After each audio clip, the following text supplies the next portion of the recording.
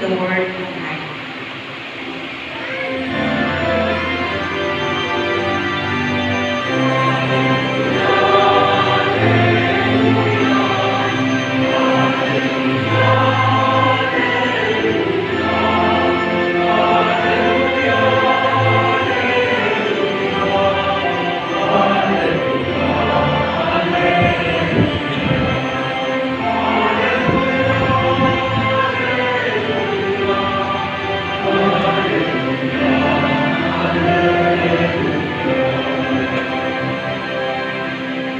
The Lord be with you.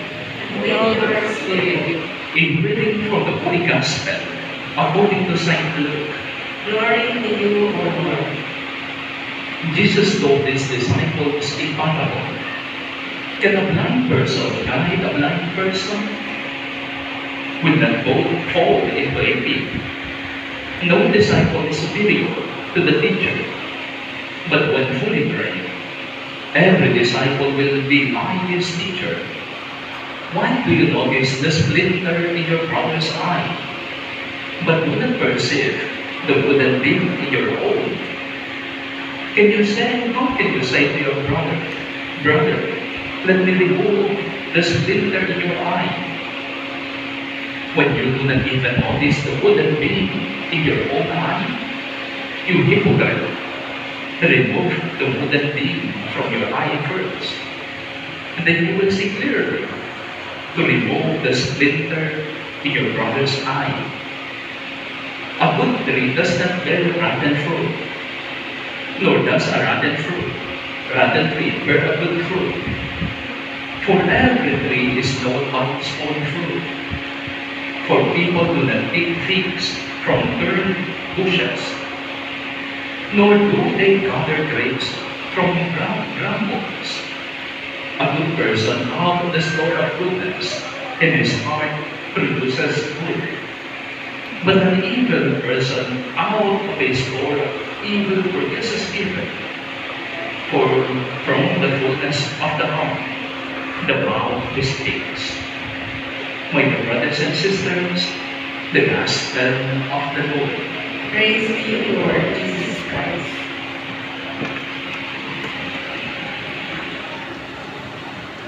Good evening, my dear brothers and sisters. Good evening. Magandang gabi po. Kumusta po kayo? Children, kumusta po kayo? Mabuti Wala naman. pa kayong sakit sa mga cellphone ninyo na? Wala pa kayong masakit na gano'n? Kaya niyo pa application? Kaya niyo pa people can say, I understand you. People can say, I do care for you. People can promise that they will never leave us. But at the end of the night, matutulog kang mag-isa. Mag-isa ka pa rin luluha. Do not put your trust in mortal men or in princes.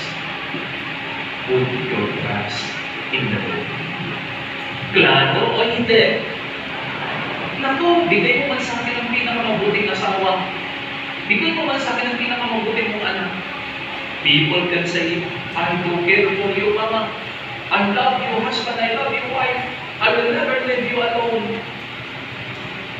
But at the end of the night, you will go to sleep alone. You will cry alone. Sometimes in life, there is only one option. The option to be strong.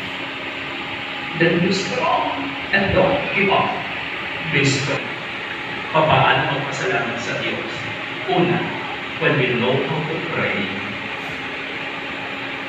kaya mo ba natin bilang mga magulang? Kaya mo bang nasusunod sa ating tahanan? O pinapasunod na lang tayo ng ating mga anak na pumipita ng salapi? Then shame on you, kahiya-hiya ka. Kahiya-hiya ka. Hindi mo alam ang sakripisyo ng iyong mga magulang. Hindi niya saya ang kumita ka. Ang saya niya ay maging masaya ka sana at magtagumpay sa buhay mo. Maging mabuti ka sana. Kaya ba bang nasusunod sa pamilya? Hindi ka tulad ng panahon natin na maligo na. Maliligo yan. 5:30, di ba, Aris? Alas 6, Mag-rosary na. Lahat umahawak na ng rosary. Lahat na malugod na. Kay ganda ng panahon. Of course, I don't want to compare our time in this present era. Pero sinasabi ko magandang magdasal. The family that prays together stays together.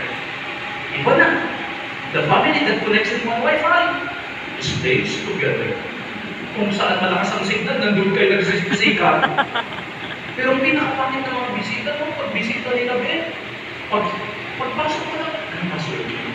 Grabe!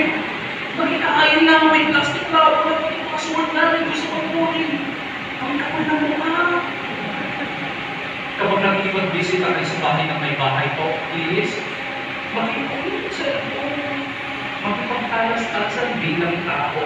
Ang tao ay nangangailangan ng kapwa. Tao, magpakatao ka. Huwag ka makikipag-usap ng cellphone na nahawak mo. Naku, siguro talagang magalitan talaga si Lord. Kaya hindi kang binigyan ng anak. Siguro.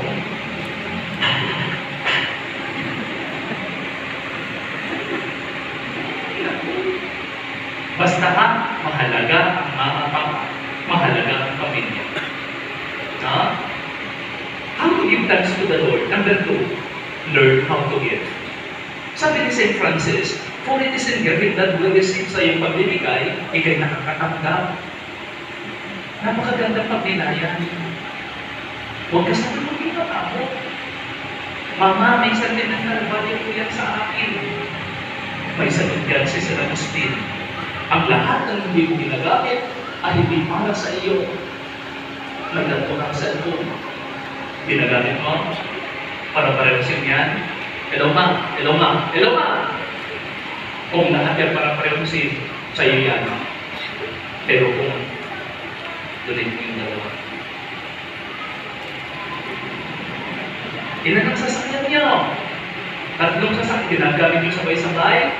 Kung hindi nyo ginagamit sabay-sabay, hindi para sa iyo yung dalawa, tuloy yun. Alam mo natin si San Agustin, ang hindi ginagamit ay hindi para sa iyo. Kaya hindi mo titignan mo yung cabinet ko. Ang ganda ng cabinet ko. Daming kulay, itim. Puro itim. Meron na kami isang supot doon para sa aking kamatayan. Maganda. Gawa sa tingnan. Nakalagay na doon, gawin nyo rin. Gawin nyo rin. Para magbukas ng droga rin yun, ay mamatay ako. Parang huwag ka na magpaganda. Huwag ka na mag-skincare dyan. Mamatay ka na ngayon. Asya, pag-usapan na lang muna natin yung kamatayan. Huwag muna natin pag-usapan yung sige, matulong magbigay. Huwag maramot ha. Huwag maramot. Bakit po, Father? Mamatay ka na, maramot ka pa. No? Huwag maramot sapagkat pinagigili mo ng Diyos ang mga taong mapagbigay. Anong motto ng mga boksingero? It is better to give than to receive. Mas magandang magbigay kaysa tumanggap. Magbigay na. Magbigay ng magbigay. God gives and forgives. Human gets and forgets. Ikatlo, paano magpasalamat po sa Diyos? Matutong magpatawad. Forgiveness is not easy. Forgiveness is not weakness. Forgiveness is the strength of God. When you forgive, you become like God. Ulitin ko kapatid, maganda ito. Ang sino man nagpapatawad ay nagiging kawagis po ng Diyos. Punta na tayo sa ikalang pagbasa. Oh God, what is your power? Oh God, what is your steam? Nasa nang iyong lakas, nasa iyong kapangyarihan, nasa nang iyong kamandag o kamatayan. Ang lahat ng mga taong natatakot pag-usapan ng kamatayan, sino yung nauuna? Gusto yung pag-usapan ng kamatayan? Ulitin ko kapatid ha, ang sino man natatakot pag-usapan ng kamatayan, laksmas mo na to. Hindi pwedeng matakot sa kamatayan. Ang kamatayan ay kaibigan. Death is a friend. Bago ako nagulog, it is a practice of a happy death. Sa bawat pagpikit ng aking mga mata, tinatanggap ko, Lord, baka ito na yung oras ko. Every time that I go to rest, sinisikap ko, I am in peace. I am at peace with my brothers and my sisters, the good things that you can do today should not be postponed until tomorrow. Hindi natin alam kung mayroong pagbukas. Kaya hindi totoo yung kanta may bukas pa. Hindi kayo gumawa. Piniwala yung kanta, no? Kaya yung mga matatanda, yung kumakain yung mga anak, sasabihan sila na, ubos biyaya ka, bukas ko na nga. Eh, paano nga kung hindi tayo kumising bukas yung nakain yan? Nakatulong na lang tayo na mabigas na yung katawan natin. Do not think of tomorrow. Tomorrow we can take good care of itself. Put your trust in the Lord. Tomorrow we can take good care of itself. Madaling sabihin ng Father. Ako you try to practice it. We are in the hands of God. Nasa kamay lang tayo ng mahal na Diyos. Ang pinaka-paborito ko sa lahat ng misa sa patay. Kasi kahit matagal ako magpapabili, diyan ang sabi ko maalis. Kahit ano pinagsasabi ko doon, bihig pa sila. Pagpatay, walang gumaganyan, no? Ano ba sila? Bihig pa. Kaya itong mga kapag nagmimisa sa patay. Marami ako natutunan sa patay, lalo na dito sa atin. Pag-misa sa patay, naku, dami-daming bulaklak. Pero kapag patay ka na hindi mo maamoy, hindi mo makawakan, pero kapag buhay ka, naku, it is a sign of great love. I want to express my love through flowers, through chocolate. Pabayaan na, Mother, hindi makita ng Mother, bigas na lang. Grabe ka naman. Pagkala na mag-regalo ng asawa mo, hindi ka sa mata. Pabayaan mo, no? Kapag ngayon, mamaya siguro, kung bukas pa yung mga tindahan, di na yung masawa ng corona. Agad buhay pa siya. At least maramdaman niya, okay, masabog yung lalagyan ng donated bahay. Ang pangit-pangit ko kahit sa kamatayan, may nangungumpanya to. Donated bahay. Huwag naman sa kamatayan, huwag yung magkakasan ng kamatayan. Patay na nga yan, pinagboboto. Pabayaan na, kung gusto mo magbigay ng bulaklak, bigyan talaga ng bulaklak. No? Huwag yung papasok ang tinitig ka sa kamatayan. Anong siya? Bulaklak. Tignan niyo kapag patay, daming linaw, pag nakainit na ng bahay mo. Pero mamaya tignan niyo, magbukas ka na ng electric fan. Atay mo kaya na, taksa ng meral ko. Pero kapag patay, okay ka. Kapag patay, dahil na yung pagkain. Kapag buhay ka, ako walang mag-deliver sa'yo kahit isang portrait na. No? Kapag patay, dami-daming gusto man na ng pati, ang ganda ng mga salita. Kapag patay ka na, hindi mo marinig. Pero kapag buhay ka, ang dami-dami yung sinasabi ka, hindi mo ginawa, hindi mo inisip, inusgahan ka. Siniraan ka. No? Ang pinakaayaw ko sa patay, yung dati-dati kasi kapag tahi ka, tinatawag kami. Dinadala kami papunta sa tintari para basabasan yung buntod. Ayaw na namin magpataon, ang tagal na umuwi. Hindi ma-shoot yung kabaho doon sa buntod. Pag sinushoot na yung kabaho sa buntod, naibit. Hindi ko, Father, nag-iinartin lang. Sige, accepted. Pag malapit na makating, yung kabaho, dalawang, pag kailan makatapos na, 1 week yan sa bahay, hindi ka umiyak. Ngayon, ano mahina na ngayon, mahal mo, iyak ka ng iyak dyan. Ang may message ko, bakit mo kami iniwan? Tulak mo! Ayaw naman. Ba't kayo ganyan? Before it will become too late, mahalin mo yung ulam mo. Naku, ayaw na talaga sa mga ganun-ganun. Ang tagal mo tinutulak ko ngayon mga umiyak, pero ayaw na. Now, kapatid, kamatayan. Now, that, tapos ito si Diyos na oras natin. Punta na tayo sa Ebanghelyo. 3 letters na lang sa Ebanghelyo para madaling tandaan. Una, do not compare. Do not compare yourself to the others. You are unique. You are precious. You are special. You are loved by the Lord. Do not compare yourself. Nauso sa ating panahon ang mga salitang depression, anxiety, postpartum, crisis, at kung ano-ano pa. Young people, Tumingin kayo kay Father. They are all real. They are all genuine. They are all necessary. But please keep in mind, keep in your heart, they are just temporary. Lahat yan ay lilipas din. Overuse natin ang salitang bullying. Sino ba naman dito sa kailangan ko ang hindi doon siya? Sino ba naman sa mga kailangan ko ang hindi pinahiya, hindi sinigawan, hindi sinaktan? But we choose to be strong. We choose to be happy. We choose to be better. You have the power to change your life. Then choose to be good. Choose to be better.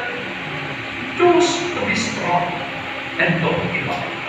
Young people, we can only understand depression unless we experience it.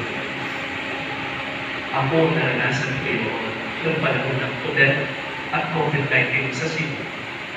Kaya doon, napatunayan ko na ang tawag sa paring malungkot, the praise. The praise. The praise ba? Sa Bisaya ba? The praise. Pero kapag in-study ko, the praise. Ay, nag-praise di pa. C. Do not compare yourself. Ikalawang C.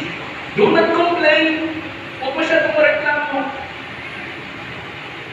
Hanggat hindi ka lumuluha ng isang balding luha, huwag kang mareklamo. May mga taong people around na may mas malaki pang talabok at pagsubok na pinatangin na sa buhay na ito. Do not complain. Hindi ka mabubusog kung lagi kang pareklamo. Hindi ka mabubusog kung lagi kang nakatingin sa plato ng may plato. Count on your blessings. Count them one by one, and you will become happy. Ano yung unang C? Do not compare. Ikalawa, do not complain.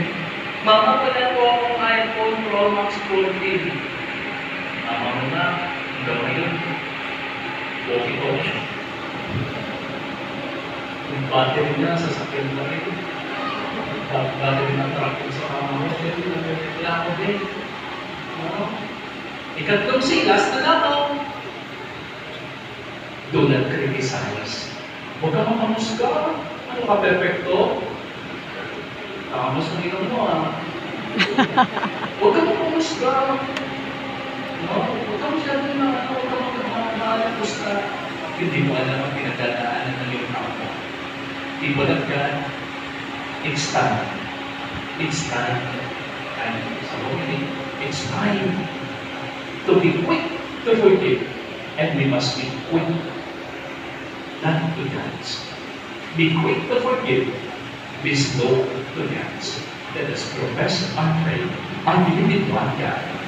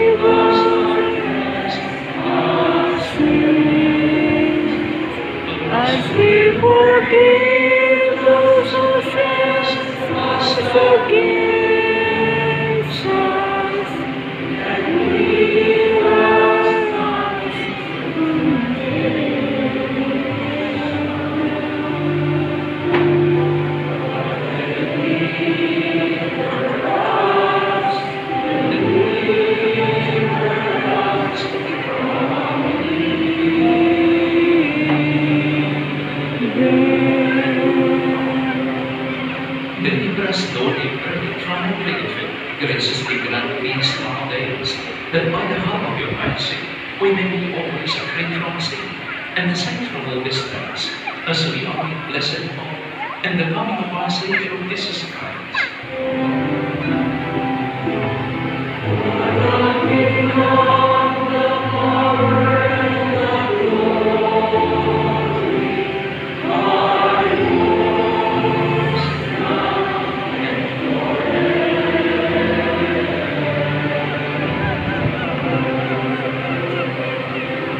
Lord Jesus Christ, who said to your apostles, "Peace I leave you, my peace I give you," look not on our sins, but at the faith of your church, and recently grant her peace and make it in the fullness of your will, who live and reign forever and ever. Amen. The peace of the Lord be with you always. And And with your spirit. Let us offer each other the sign of peace. Peace be with you.